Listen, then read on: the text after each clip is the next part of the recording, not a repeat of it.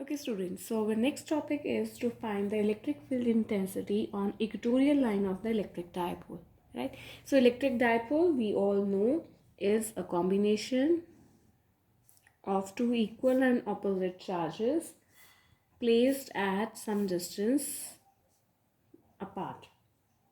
Say AB is the dipole and O is its center.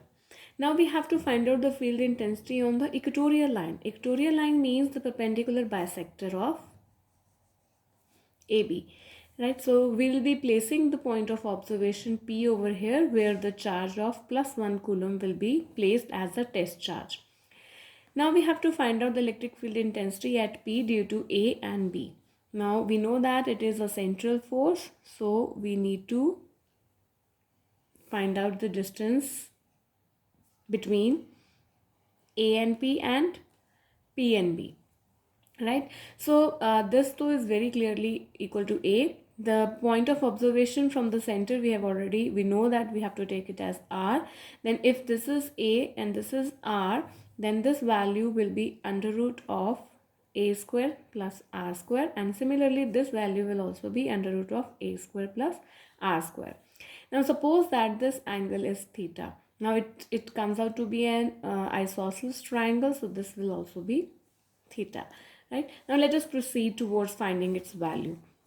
Now first thing, we have to find out the electric field intensity at P due to A. Let us find out its magnitude. So its magnitude will be equal to Q upon 4 pi epsilon naught AP square, right? Now AP square we have already found out here, so it comes out to be Q upon 4 pi epsilon naught A square plus R square, right? And its direction will be along, because this is negative and this is positive, so the direction will be along PA. So this is the direction of EPA, right? So it is PA. Similarly, we will be finding out electric field intensity at P due to B. So it will be also Q upon 4 pi epsilon naught, but here it will be BP square. Now BP is also similar, so it comes out to be Q upon 4 pi epsilon naught A square plus R square. Now we have to find out its direction. So this is positive, so it is going to be in this direction. So this is EPB. So it is along BP, right?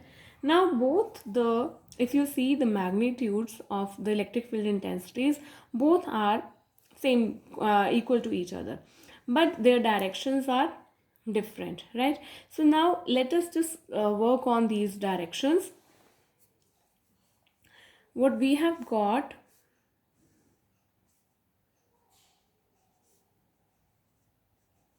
this is EPB and this is EPA, right? Now if you see, if we need to find out the angle between them, so what I'll do, I'll just draw the x-axis and the y-axis. So this is how I'm drawing the x-axis and the y-axis here. Now I need to find out the angle, right? So if you see here, simple maths theorem, if this is angle theta, this is the corresponding angle, so this will also be theta, right? And if this is theta, so alternate interior angle, this will also be theta. So I'm writing here like this is theta, this will also be theta. Now we have to add these two. There are two methods for this. One is complete the parallelogram and find the resultant, right? Parallelogram law of vector addition. Another way is to resolve these two vectors. If I resolve these two vectors, suppose EPB is to be resolved in its two rectangular components, so it will be EPB sine theta and this will be EPB cos theta. And if we have to divide EPA also, so this will be EPA cos theta, and in this direction it will be EPA sine theta, right? Now look carefully, we have already got these two vectors and we have resolved them in their two rectangular components. Now if you see, these two are in the same direction, so they will be contributing towards the net electric field intensity. And if you see these two, these are acting opposite to each other. And moreover, EPB and EPA have the same magnitude. Sin theta and sin theta will also have the same magnitude. So they will be cancelling the effect of each other. Right, so when you have to find out the total net electric field intensity, basically you have to add EPA and EPB. EPB is further made up of two components. EPA is further made up of two components. Out of them, the sin theta components are equal and opposite to each other. So they are cancelling the effect of each other. So finally, only EPA cos theta is going to add and result in the net electric field intensity. So if we have to see the net electric field intensity, so it will be EPA cos theta plus EPB cos theta. So because these two are having the same magnitude, so I can just name them like it can be written as twice of EPA cos theta. This and this is equal to each other, so when they add, so it becomes twice of EPA cos theta. Now from this equation where we have found out EPA, magnitude of EPA, this thing though I know already, so I'll just put it on the other side. And cos theta we need to know. Cos theta from this right angled triangle AOP, we know that cos theta will be base upon hypotenuse. So base is AO and it will be A. So I'm putting the values now. EPA will become Q upon 4 pi epsilon naught A square plus R square. And further cos theta is A upon A square plus R square ka square root. So it becomes A upon under root of A square plus R square. Now if you combine it totally, so you get Q into 2A. Now I am deliberately writing it like this purposely because I'll make it as the electric dipole moment.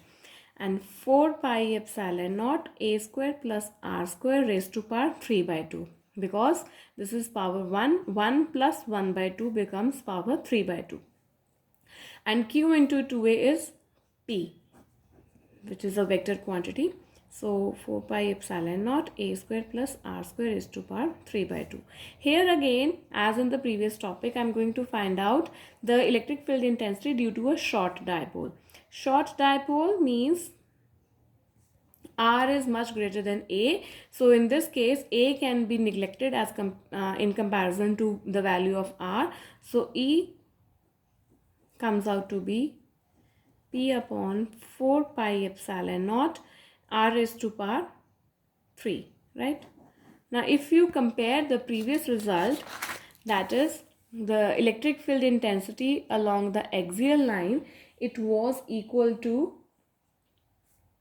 2P upon 4 pi epsilon naught R cube, and E along the equatorial line comes out to be P upon 4 pi epsilon naught R cube. Now if you take these ratios, so you get E axial upon E equatorial is equals to 2. So that means E axial is actually twice the value of E equatorial.